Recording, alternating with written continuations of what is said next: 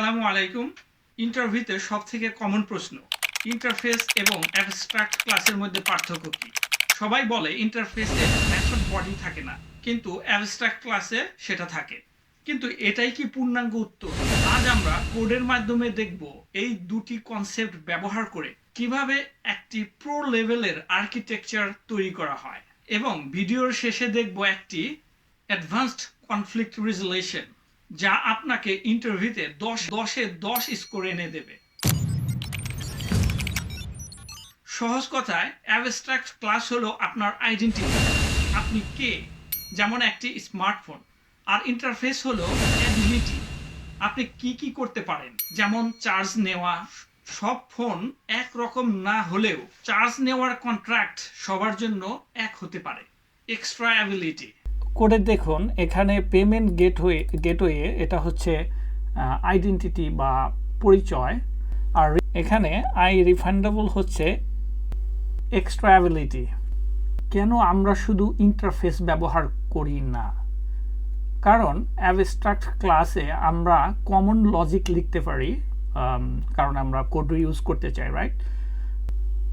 যদি আমরা এখন এই পেমেন্ট গেটওয়ের লগ ট্রানজ্যাকশন মেথডটা দেখি, সব পেমেন্ট গেটওয়ের লগিং সিস্টেম কিন্তু একই, তাই আমরা তা অ্যাবস্ট্রাক্ট ক্লাসে রেখেছি।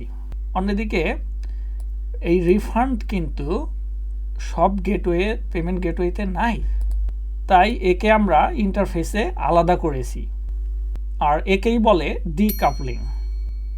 আমরা এখন দেখব এক্সপ্লিসিট ইমপ্লিমেন্টেশন।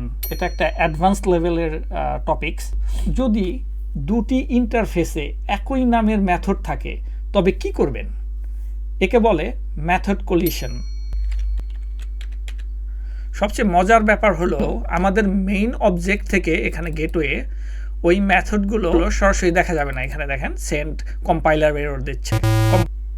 এটি প্রজেক্টের সিকিউরিটি এবং ক্লিনিটি বাড়ায়।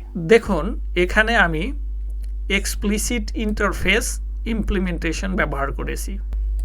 আপনাকে স্পেসিফিক ইন্টারফেসে কাস্ট করে তারপর কল করতে হবে। এখানে দেখেন, আমি এখানে আই নোটিফিকেশন ইন্টারফেসে এটাকে গেটওয়েকে কাস্ট করে তারপর মেথড কল করছি। সেম ওয়েতে আই মার্কেটিংয়ে কাস্ট করে তারপর কল করেছি।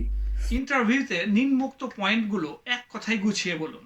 Number 1, identity versus contract. Abstract class পরিচয় দেয়, ইন্টারফেস ক্ষমতা দেয়। Number 2, inheritance. Abstract class multiple inheritance support করে না, কিন্তু ইন্টারফেস করে। Number 3, state. অ্যাবস্ট্রাক্ট ক্লাসে ডেটা স্টোর করা যায়, যেমন ফিল্ড, ইন্টারফেসে করা যায় না। Number 4, uses. যদি কমন কোড শেয়ার করতে হয় তবে অ্যাবস্ট্রাক্ট ক্লাস, আর যদি চুক্তি বা কন্ট্রাক্ট বানাতে হয় তবে ইন্টারফেস।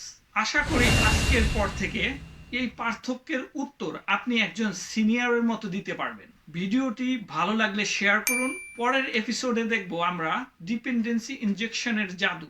আজ এ পর্যন্তই। আল্লাহ হাফেজ। মান থাক।